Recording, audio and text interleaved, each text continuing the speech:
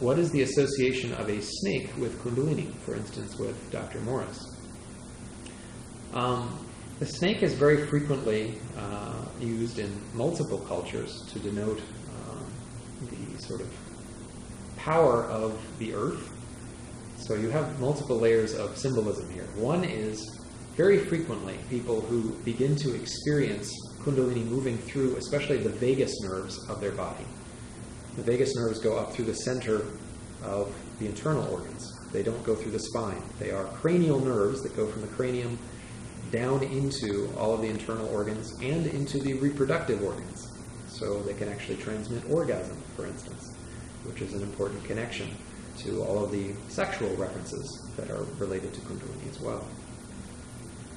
Those particular cranial nerves, when you experience a lot of electrical impulses going through those nerves, starting from low down in the body, very frequently it feels like a serpent uncoiling and moving up through the body, while also feeling electrical at the same time. Sometimes it can feel fiery if there's a lot of hot metabolism going on in the lower regions of the body, which can happen too, hot cellular metabolism. Very frequently, though, a lot of the excessive heat that is associated with Kundalini is not actually Kundalini itself. It doesn't have to be there. It's very frequently heat that is generated by side effects, Kundalini syndrome. Kundalini syndrome is not necessary to experience Kundalini. Kundalini syndrome is all of the physiological imbalances that can be exacerbated by various practices of Kundalini or by some of the emotional states that Kundalini brings on. And again, those can be brought back into balance. They can be avoided altogether.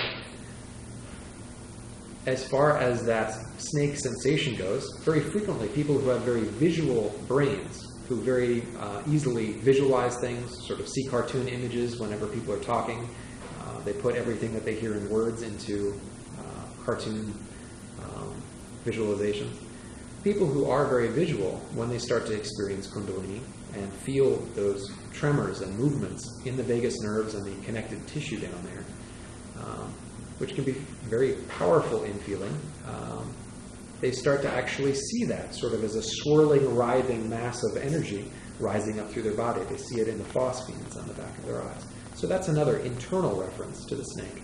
In terms of the external references, the snake itself is associated with Mother Earth. Snakes crawl on the earth and they come out of the hollows in Mother Earth. And so a lot of the mythology about Kundalini, the word kunda itself, or kund, refers to basically the energy coming out of a pot or a hole.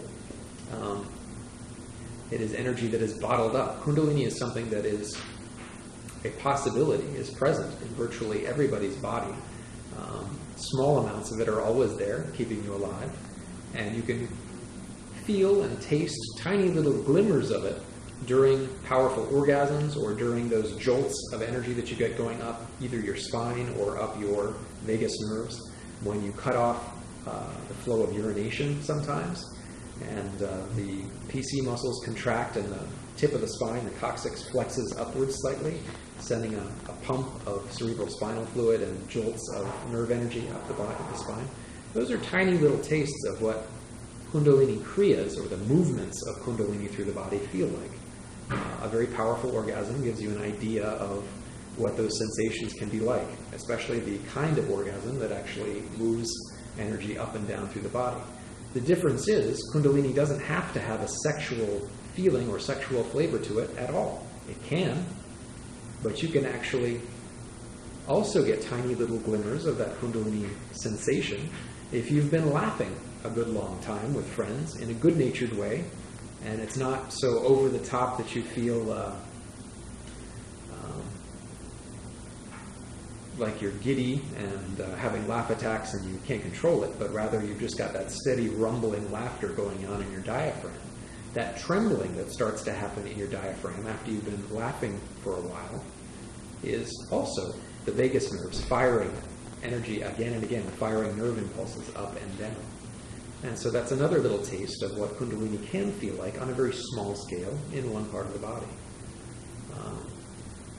A lot of people, because of certain texts being written without a great deal of anatomical knowledge, refer to Kundalini going up the spine. And indeed, it can go up the spine, and it does go up the spine.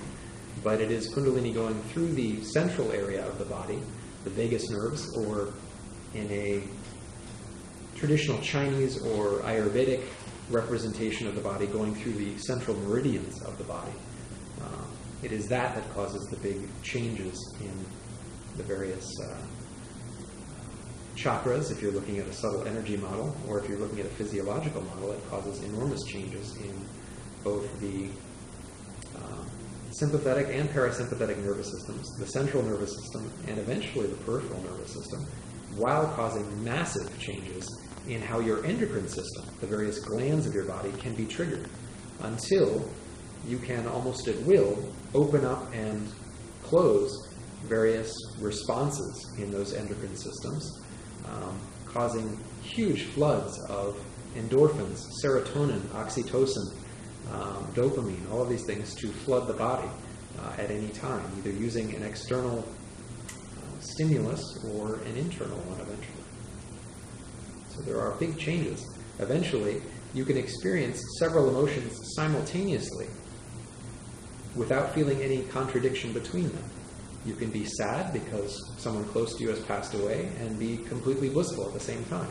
You can be totally irritable and angry and have stubbed your toe or wake up on the wrong side of the bed and also, be laughing at the cosmic joke.